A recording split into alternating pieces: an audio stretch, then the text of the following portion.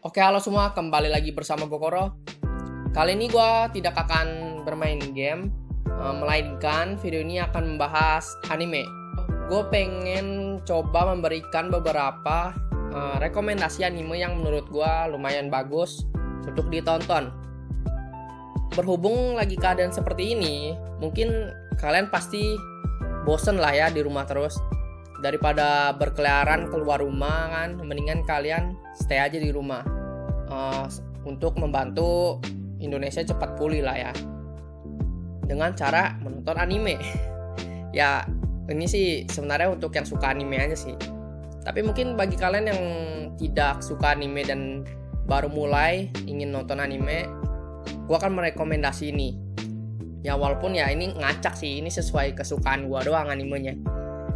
Dan ini bukanlah top 10 list atau urutan dari 1 ke 10. Jadi mau diurutan berapapun bukan sesuai bagus atau tidaknya. Mungkin lebih ke anime yang gue suka ya. Seperti yang tadi gue ngomong, anime yang gue suka, dan gue merekomendasikan ini kepada kalian semua. Ya walaupun anime yang gue tonton itu sebenarnya belum banyak ya. Gue gak tahu kenapa gue so-soan bikin rekomendasi anime. Oke, kita langsung ke videonya aja. Yang pertama gue merekomendasikan itu adalah 91 Days. Anime ini bercerita pada tahun 1900-an, yang dimana bercerita tentang mafia. Jadi bagi kalian yang suka tipe-tipe anime yang tahun dahulu, yang tipe-tipe tahun jadul, dan yang bertemakan mafia, gue sangat merekomendasikan ini karena ini bagus. Ceritanya ini berawal dari seorang anak laki-laki, yaitu karakter utama dari anime ini, yang bernama Angelo Lagusa. Angelo sedang bersama temannya, adiknya, dan ibunya di rumah. Nah, gak lama ayahnya pulang. Oh ya, temennya ini juga udah pulang ya. Dan secara kebetulan temennya ketika sedang menuju ke arah rumah, melihat sebuah mobil yang sedang menghampiri rumahnya si Angelo ini. Angelo, gue gak tahu sebutannya Angelo apa Angelo. Angelo aja kali ya. Angelo dan adiknya berusaha untuk mengejutkan ayahnya nih. Ceritanya kan ayahnya baru pulang, pengen dibikin surprise kayak gitu, dengan cara bersembunyi di lemari pakaian ya. Tapi nggak lama kemudian tiba-tiba datang 3 orang. 3 orang ini mungkin ayahnya kenal. Gue lupa sih. Pokoknya seinget gue sih cerita itu, karena udah lama juga sih gue nonton ini.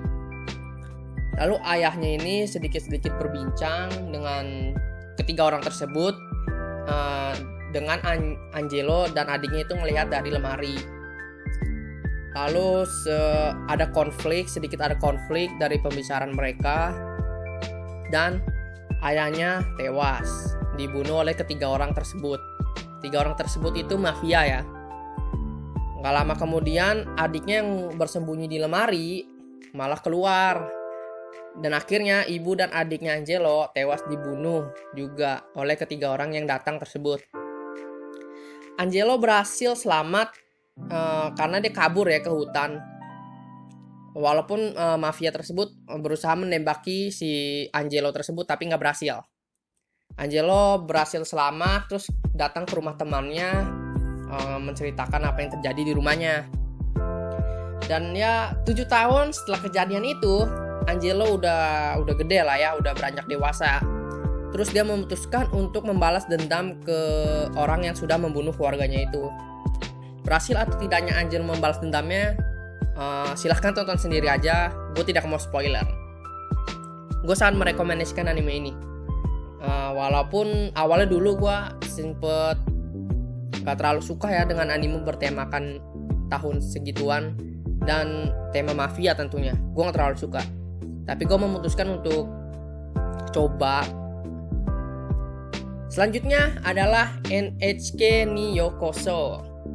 Nah ini anime biasa nih, tentang kehidupan sehari-hari di Jepang lah ya. Anime ini bercerita tentang seorang NEET atau hikikomori yang bernama Sato Tatsuhiro. Intinya dia orang yang takut akan keramaian, gak suka bersosialisasi, suka ngurung diri di kamar, tidak mau bekerja, males. Ya mirip-mirip orang no life. Kalian pasti tahu ciri-ciri orang no life. Karena dia hikikomori, nggak mau bekerja, keseharian hidupnya di kamar doang, main komputer. Akhirnya dia selalu berteori dan berkonspirasi kalau yang membuat orang-orang menjadi hikikomori atau no life ini gara-gara sebuah perusahaan yang bernama Nihon Hikikomori Kyokai atau disingkat NHK. Ya ini juga sebenarnya nggak bener ya, ini cuma di pikiran dia doang, jadi dia ngarang doang, ini hanya di pikiran dia. Lalu datang seorang perempuan yang bernama Nakahara Misaki. Dia berusaha untuk membantu si Sato ini supaya nggak no life lagi. Dia berusaha untuk membuat si Sato ini cari pekerjaan dan hidup secara normal, karena hidup secara mengurung diri di kamar itu nggak baik ya. Menurut gue ini anime benar-benar mempotretkan banget kehidupan seorang hikikomori. Dan menjadi hikikomori itu nggak baik. Walaupun kalian ngerasa kalau diri kalian nggak perlu teman, bisa hidup sendiri, kalian tuh setidaknya harus bersosialisasi dan berteman. Karena manusia itu hidup perlu berdampingan dan saling membutuhkan. Asik, Mario Teguh gua.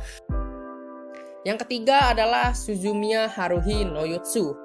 Ini anime paling favorit gua banget. Gua paling suka nih anime, apalagi movie-nya. Ya, ceritanya ini tentang si Kyon, siswa SMA yang berusaha untuk menjalani kehidupan normal di sekolahnya, bagaikan tokoh anime biasa. Tapi dia dipaksa masuk ke klub aneh yang bernama SOS Brigade kalau nggak salah ya, oleh si Suzumiya Haruhi ini. Ya, jadi Suzumiya Haruhi itu nama dari karakter ceweknya atau yaitu main heroin di anime ini. Suzumiya ini sangat tergila-gila ya tentang yang berbau hal alien, perjalanan waktu, pokoknya hal supernatural dan sebagainya lah ya. Alasan kenapa dia suka banget hal tersebut atau tergila-gila dengan hal tersebut, tonton movie-nya deh, itu terjawab semua. Movie-nya ini hampir 3 jam panjangnya, mantep nggak tuh? Udah kayak Marvel. Terus ada anggota lainnya juga, yaitu Nagato Yuki, Asahina Mikuru, dan Koizumi Itsuki. Dan coba kalian tebak, mereka bertiga adalah orang yang mempunyai kemampuan tersebut. Awalnya gue kira ini anime tentang sekolah biasa gitu. Gue kira si Suzumiya ini, si Haruhi ini cuman berhayal. Tapi setelah gue nonton sampai tamat, sampai 2 season, ternyata itu bener. Sampai movie-nya gue akhirnya tahu itu kalau itu bener-bener ada gitu kekuatannya gitu. Sampai sekarang nih anime paling gue favorit, anime paling favorit gue lah ya. Apalagi movie-nya. Gue sangat merekomendasikan ini anime dan semoga kalian kuat menonton season 2-nya sih. Gue gak mau spoiler kenapa. Bagi kalian yang udah nonton pasti tahu deh. Oke, selanjutnya adalah Danshi Kokousei no Nichijou. Mungkin dari kalian ada yang males nonton anime dengan alur cerita yang berat ya. Nah, kali ini gue bakal kasih yang ringan aja nih, yang isinya absurd banget. Mungkin beberapa kalian ada yang cuma mau santai dengan menonton anime ringan yang bikin ngakak lah ya. Kalian lagi pulang kerja, capek, terus pengen nonton anime tapi gak mau mikir gitu. Gue rekomendasikan ini anime. Kenapa? Karena di setiap episodenya itu gak ada hubungannya sama sekali dengan episode selanjutnya gitu. Jadi kalian gak perlu mikir tentang apa sih ini anime, alurnya ini apa sih. Ini jadi anime adalah anime komedi. Intinya ini anime tentang kelakuan bodoh anak-anak SMA lah ya di sekolah tersebut. Asli ini bikin ngakak banget waktu pertama kali gue nonton ya.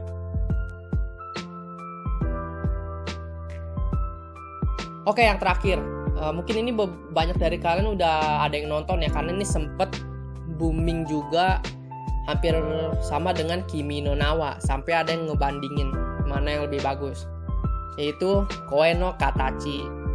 Ini anime favorit kedua gue sih. Ceritanya tentang pada sekolah SD ada murid yang bernama Ishida Soya dan kedua temannya lah ya. Lalu di sekolahnya dia ada murid baru yang bernama Nishimiya Shoko. Gua panggilnya Nishimiya aja ya singkatnya. Nishimiya ini dia tidak bisa mendengar dan sulit untuk berbicara lah ya. Lalu si Ishida Soya ini sering ngebully si Nishimiya ini. Dan waktu terus berlalu, dia bully terus. Ishida yang sering ngebully ini akhirnya kena batunya. Dia dijauhin sama temen-temennya.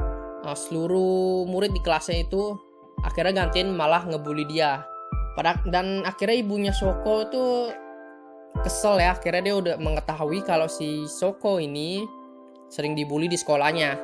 Sampai alat bantu dengernya itu sering rusak karena alat tersebut harganya mahal. Makanya ibunya ini kesel.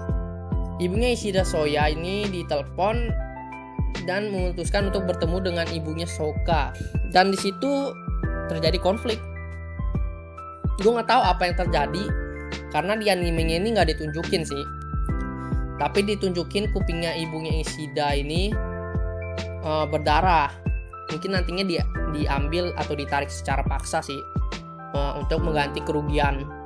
Ishida benar-benar berubah nih. Dia udah menjadi murid SMA. Dia berusaha untuk menjadi orang yang baik. Terus dia masih nyesel gitu apa yang dia lakuin pas SD. Dia selalu mikir kenapa sih gue ngelakuin itu, sumpah dah. Dia namanya juga masih bocah lah ya. Gue juga sering begitu kok, labil. Dia terkejut di sekolahnya ini dia bertemu dengan Shoko. Dan dia berusaha untuk memulai dari awal. Untuk menjadi temannya, untuk menjadi orang yang lebih baik lah ya, untuk akrab.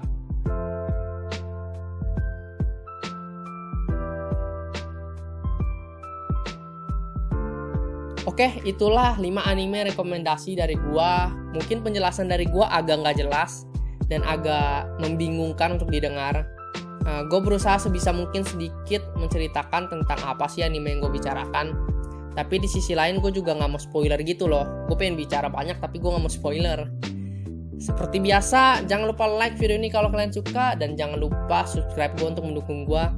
Gue bener-bener hargai banget. Terima kasih sudah menonton. Dan sampai jumpa di video selanjutnya. Bye.